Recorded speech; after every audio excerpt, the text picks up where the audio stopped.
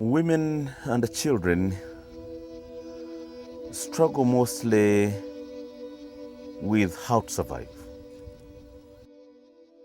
Oh, it just breaks my heart. So when you listen to those stories, even if you are a person of no emotions, you would be moved.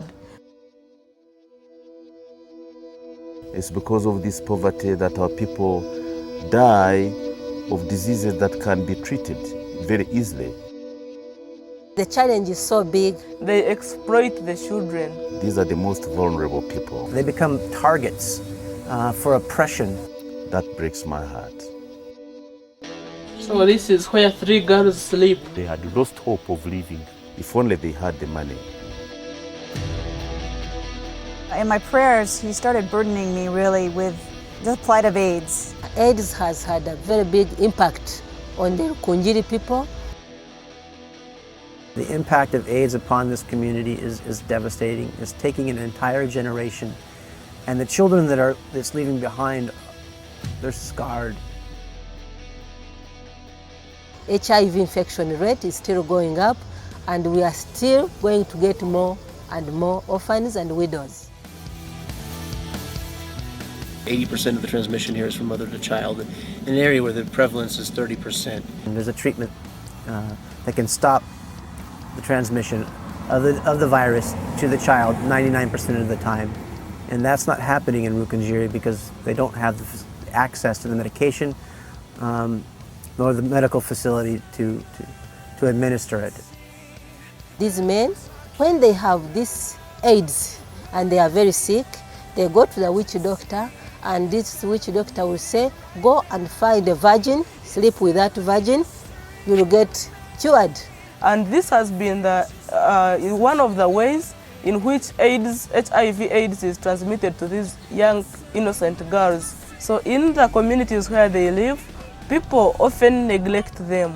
They make them feel hopeless.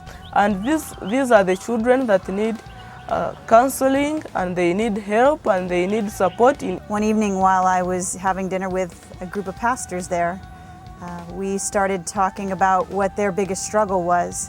And they started to share their hearts about child-headed homes. It is the most heartbreaking thing to go to a place and you find that a 12-year-old or even 10-year-old is the head of the family. They have no parent at all. No father, no mother, no uncle, no aunt that is taking care of them. Some of them are left without property, others are left without shelter. They go to homes and work and do a lot of work, and they are paid very little money. They meet different challenges, but all are very painful to them. Some are abused in that home, some go hungry, they have no food. Sometimes we come in and look at these people and just simply cry with them because we don't have a way out. Well, most of the double orphans we have around actually are victims of HIV/AIDS. Back in July, I'd heard a story about 2 orphans specifically. Daniel and Dorcas are their names, and they had been alone for going on 4 years. When I reached P7, the suffering started from there. Their house was already covered by bushes. My mom died when I was 7 years. They had no hope for the future. My dad died when I was 13 years. They didn't have someone to care for them. Daniel had dropped out of school, and he was doing everything he could to keep his sister with some nutrition, something to eat, because she was really, really sick.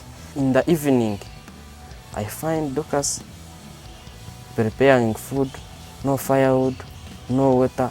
I had to go to fetch water to look for firewood where Dorcas was preparing food.